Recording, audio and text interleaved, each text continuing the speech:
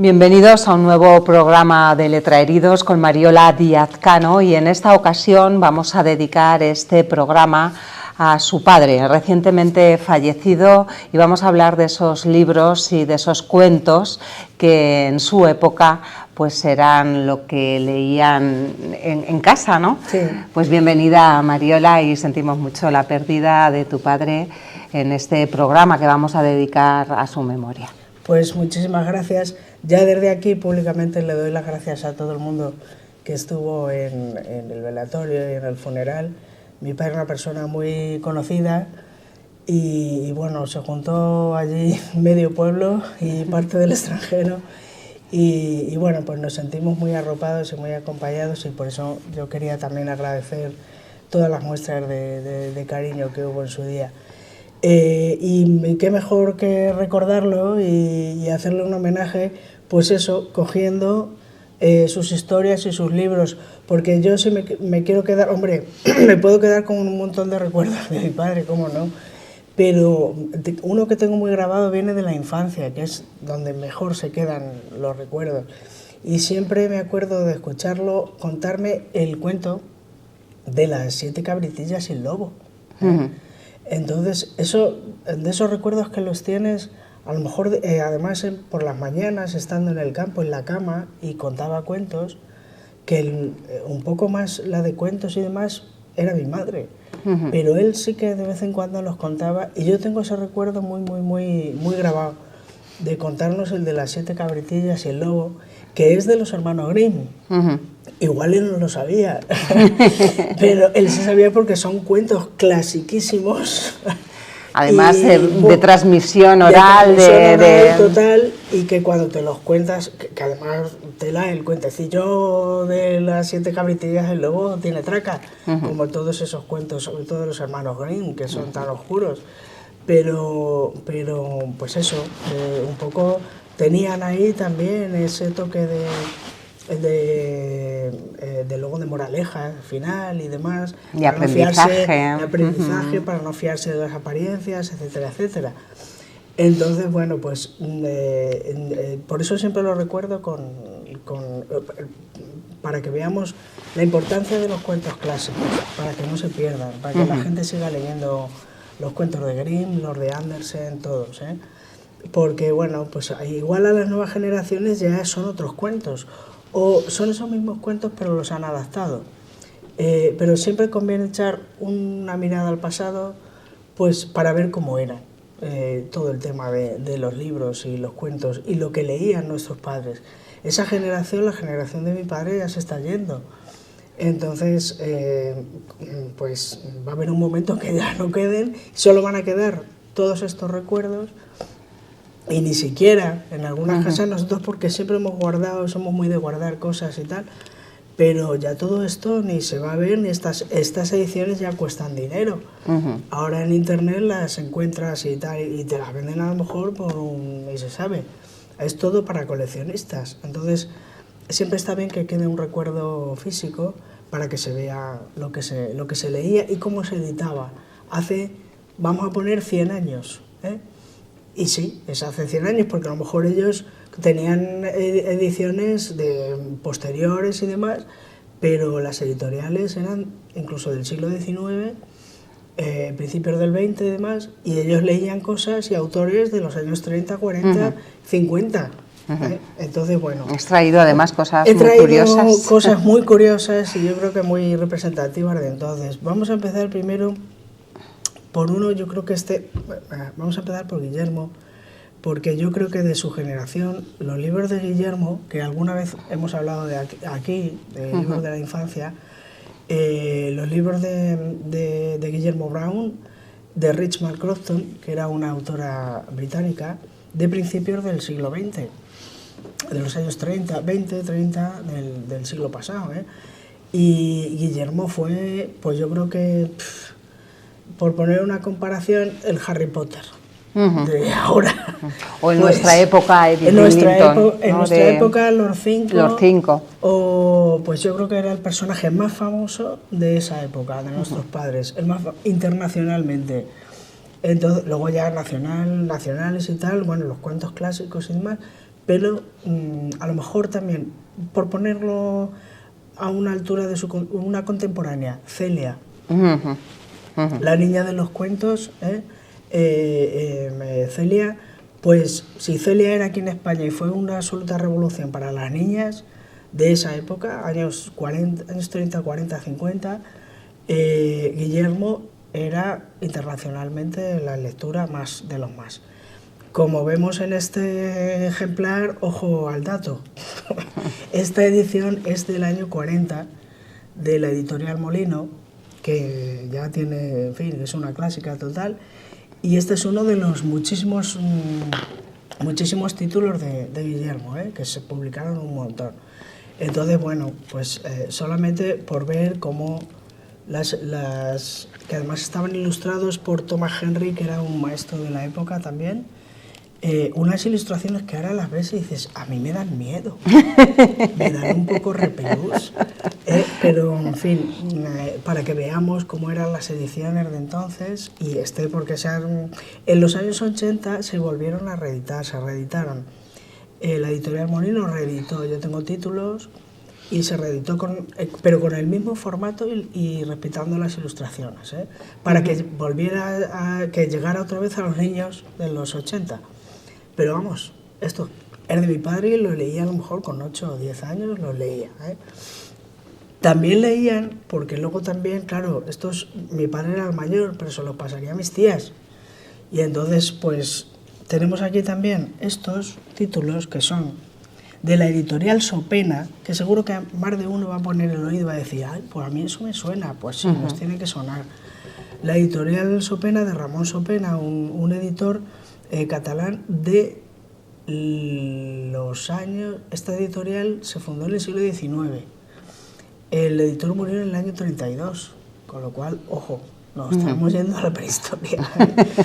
Pero bueno, para que veamos también las ilustraciones, estos cuentecitos ya tenían más categoría. Estas ediciones, yo no sé si son ya de los años 50, me parece que sí, que esto ya era de los años 50 y tanto, eso por ahí, pero para que veamos también cómo eran las historias, que todas las historias tenían siempre un fondo de moraleja, que todo esto... esto ahora encuentras todas las colecciones, uno ahora busca en internet editorial Sopena cuentos y se encuentra todo para coleccionistas de estas colecciones de... Vemos el precio que pone en la contraportada, 2 pesetas. Aquí 2 pesetas. Y por ejemplo, aquí también 2 pesetas. Había uno que hemos encontrado, sí, 75 céntimos. 75 céntimos, que era de chistes. De pesetas, no ahora de euro, de pesetas. No, porque es que la peseta también fue fraccionada. En su día la peseta tuvo céntimos. Sí, sí, sí. Eso para las nuevas generaciones que no saben nada de nada. Pues, ni de peseta, ni de nada. Pues las pesetas en su día fueron fraccionadas. Es más, yo creo que hasta primeros de los 70, porque yo recuerdo ver céntimos de peseta. Sí, yo también creo recordar ver céntimos. Igual ya no se usaban, pero hay céntimos de peseta. Yo creo que algún chicle nos hemos comprado todavía a céntimos. Ser, pero creo que desaparecieron, ¿no?, a primeros de los 70. Yo ya de mi infancia yo no recuerdo ya céntimos, no. De los 10 años así yo ya no. Debieron de aparecer. Ojo, ya no nos acordamos nosotros de cuándo desaparecieron los céntimos de las pesetas, con lo cual tela marinera. En fin, bueno, pero que veamos ahora qué es eso. Ahora coges y dices, todo esto lo buscas en internet y son ediciones para coleccionistas y ya valen un dinero. Por ejemplo, vemos también estos cuentos que tenían un toque troquelado. Aquí vemos la figurilla, que ahora los hay también, pero para que veamos que no son cosas nuevas. Que es que esto tenía aquí su cuentecillo, tú lo abrías y ponías aquí al personaje y aquí tenías ahí al protagonista, Entonces, Agapito el Grillo. Todos estos, además, este cuento es muy gracioso porque, claro, el grillo borrachín. Pues ya tenemos ahí luego la moraleja de lo que pasa. Ahora no se atreven a poner ese título. Ahora esto es políticamente incorrecto, pero tiene sus enseñanzas, ojo aquí, cuidado las ilustraciones, eran libros muy bonitos, muy bonitos. Este ya era tela, 7 pesetas, 7 pesetas, esto ya era un dar. Estas son de... Esta como si... para estudiar. Esto eran las famosas enciclopedias que tenían entonces, como la enciclopedia Álvarez, que es mucho más posterior, pero estas eran de las primeras como cartillas. Cartillas para la lectura. De lectura y escritura y el dibujo. Entonces por aquí pues vemos, ¿ves? Ahí tenían sus apuntillos y sus lecturas. O sea, ojo, ya también está para meterla en plástico y conservarla. Pero en fin. Y luego ya nos vamos a los más de los más. Estos son los más curiosos. Estos son los más, bueno, aquí tenemos los cuentos de Calleja, que esto ya también las nuevas generaciones no saben. Jesús Calleja no. El de 4 no. El de 4 no. El de Volando no. Es don Saturnino Calleja, que hay que decirle don Saturnino.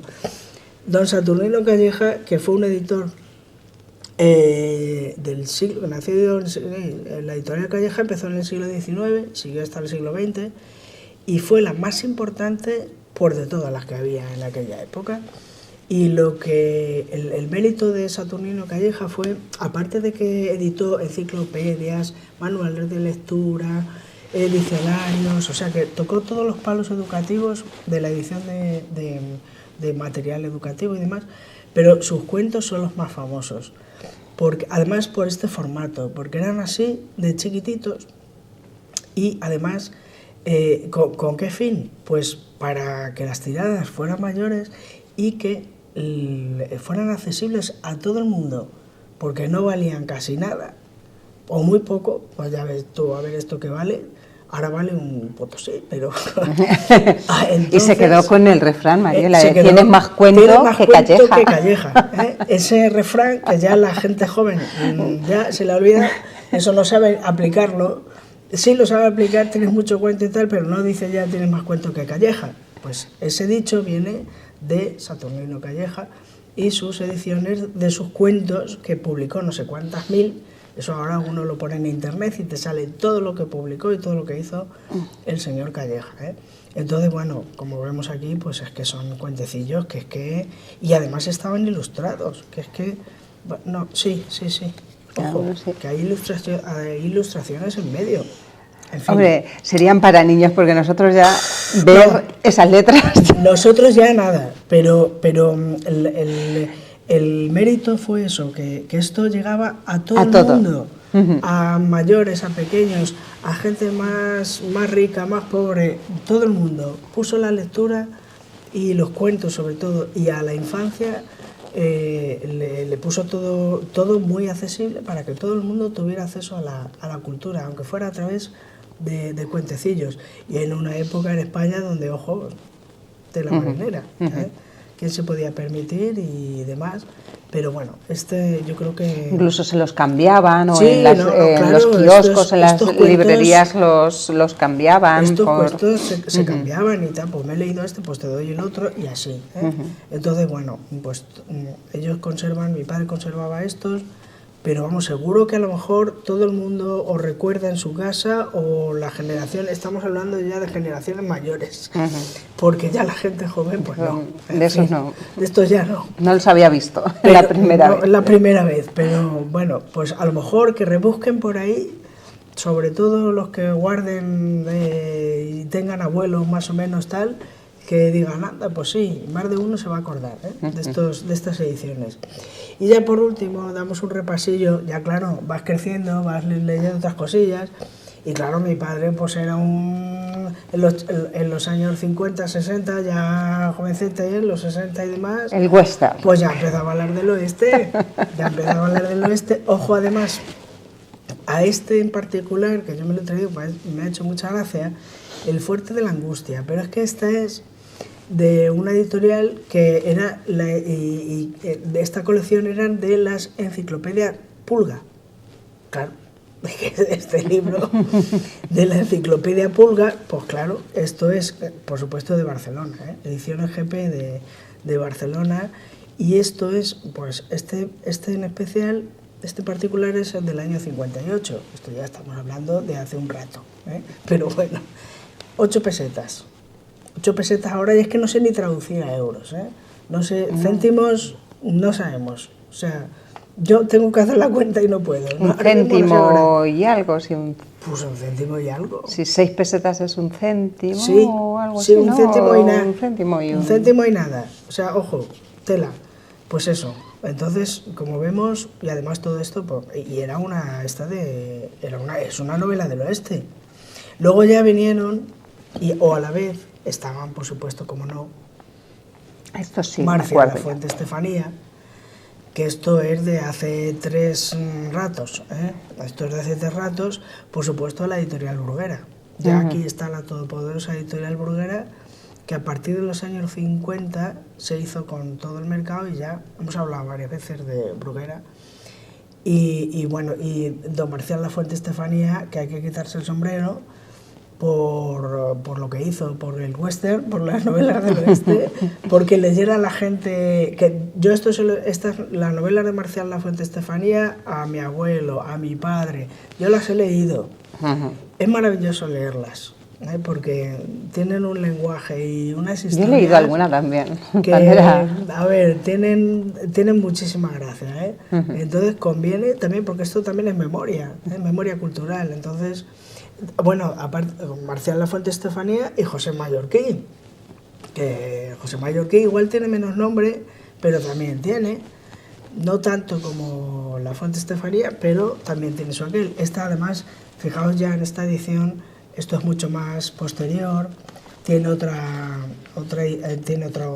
toque, y ya tiene otro tipo de ilustración. Este es otro tipo de ilustraciones, es un poco otra más edición, más cuidada.